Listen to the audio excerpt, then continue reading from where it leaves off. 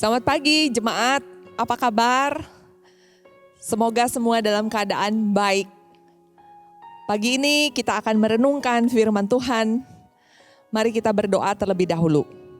Bapa di dalam surga, manusia hidup bukan dari roti saja, tetapi dari setiap perkataan yang keluar dari mulutnya Tuhan. Bapa pimpin di dalam perenungan firman Tuhan, tolong kami agar kami terus bertumbuh mengenal Engkau dengan benar. Terima kasih, kami berdoa dan mengucap syukur hanya di dalam nama Tuhan kami, Yesus Kristus. Haleluya, amin. Jemaat sekalian, saya mengajak kita belajar dari seorang tokoh wanita di dalam Perjanjian Lama. Namanya adalah Yokebed, yang artinya God is honor. Tuhan adalah kehormatan. Mari buka kitab Keluaran pasalnya yang kedua, mulai dari ayat pertama sampai ayatnya yang ke-10. Demikianlah firman Tuhan. Musa lahir dan diselamatkan. Seorang laki-laki dari keluarga Lewi kawin dengan seorang perempuan Lewi. Lalu mengandunglah ia dan melahirkan seorang anak laki-laki. Ketika dilihatnya bahwa anak itu cantik, disembunyikannya 3 bulan lamanya. Tetapi ia tidak dapat menyembunyikannya lebih lama, sebab itu diambilnya sebuah peti pandan, dipakalnya dengan gala-gala dan ter, diletakkannya bayi itu di dalamnya dan ditaruhnya peti itu di tengah-tengah teberau di tepi sungai Nil. Kakaknya perempuan berdiri di tempat agak jauh untuk melihat apa yang akan terjadi dengan dia. Maka datanglah putri Firaun untuk mandi di sungai Nil. Sedang dayang-dayangnya berjalan-jalan di tepi sungai Nil.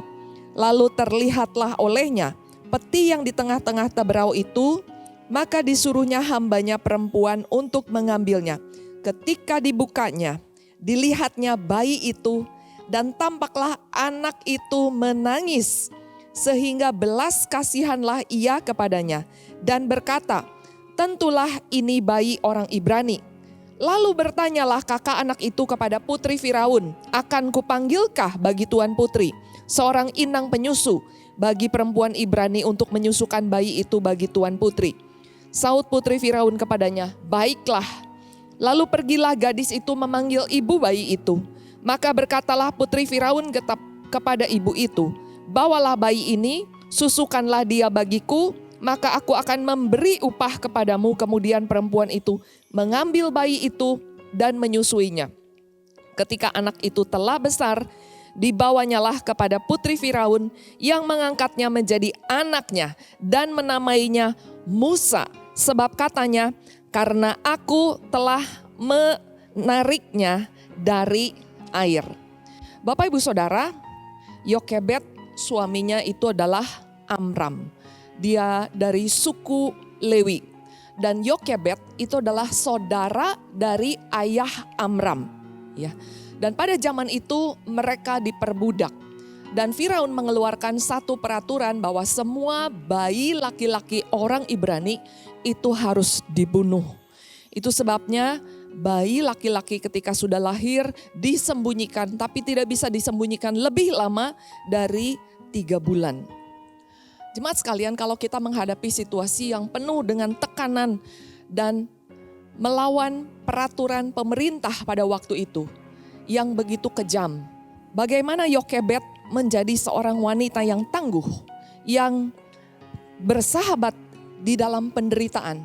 Pastilah ia adalah seorang yang suka berdoa. Karena ketika tekanan begitu hebat itu datang, dia bisa tetap tenang, berpikir dengan jernih. Dia di bawah ancaman bertindak dengan cerdas, dengan perencanaan yang matang, dan dia juga mampu untuk menguasai diri di tengah potensi bahaya yang besar. Ada satu peribahasa di dalam bahasa Mandarin, ya, justru tempat yang paling aman itu adalah di sarangnya musuh. Dan saya percaya bahwa bagaimana Tuhan memberikan hikmat kepada Yokebed. Pasti dia sudah melakukan satu penelitian bahwa setiap hari putri Firaun mandi di Sungai Nil, di tempat yang tertentu. Dan dengan perhitungan perencanaan yang matang di bawah hikmat Tuhan yang dia peroleh saat dia berdoa. Bagaimana Musa akhirnya bisa selamat, bahkan dibesarkan di istana Firaun. Bahkan dia tetap masih bisa menyusui anak itu dan mengasuhnya. Seorang ibu yang begitu luar biasa. Karena Yokebed bukan hanya melahirkan Musa, tetapi ada Harun dan Miriam. Dan bagaimana di bawah didikan Yokebed, mereka bertiga bertumbuh di dalam hikmat, di dalam iman, di dalam karakter yang benar-benar Tuhan bisa pakai luar biasa di zaman itu.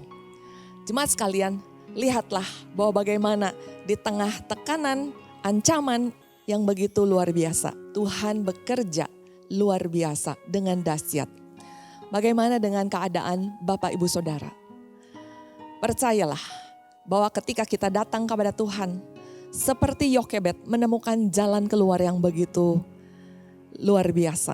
Saya yakin dan percaya bahwa Tuhan juga akan menolong kita bersama melewati setiap tantangan, setiap kesulitan yang kita hadapi di zaman ini. Mari kita berdoa. Bapa di dalam surga, terima kasih renungan yang singkat tentang keteladanan seorang wanita yang begitu tangguh, yang bersahabat dengan penderitaan, tetapi tidak menyerah, begitu tabahnya, dan menemukan cara yang kreatif.